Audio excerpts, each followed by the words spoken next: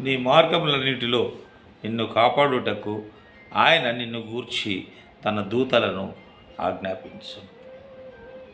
మన మార్గములన్నిటిలో, మన ప్రయాణములన్నిటిలో మరి అనేక సార్లు అనేక విధాలుగా మనం ప్రయాణం చేస్తుంటాం. మా ప్రయాణాలలో ప్రమాదాలు సంభవిస్తుంటాయి. ప్రయాణాల్లో ప్రమాదాలు అనేవి అనుకోకుండా సంభవిస్తుంటాయి. వాటన్నిటి నుండి మనను కాపాడటం దేవుడు ఏం చేస్తాడంటే తన దూతలకు ఆజ్ఞాపిస్తాడు. నా భక్తుడు ఉన్నాడు, నా సేవకుడు ఉన్నాడు, నన్ను ప్రేమించేవారు ఉన్నారు, నా విశ్వాసులు ఉన్నారు, వారిని మీరు కాపాడండి, వారిని రక్షించండి అని దేవుడు ఏం చేస్తాడు?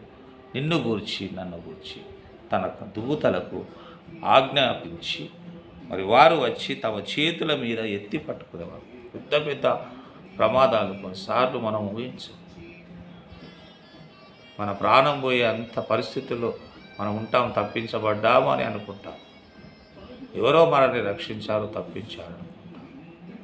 కొన్నిసార్లు మనకు మనమే తప్పించబడ్డాము అనుకుంటాం. కానీ దేవుడు ఏం చేస్తున్నాడంటే తన దూతలకు ఆజ్ఞాపిస్తున్నాడు,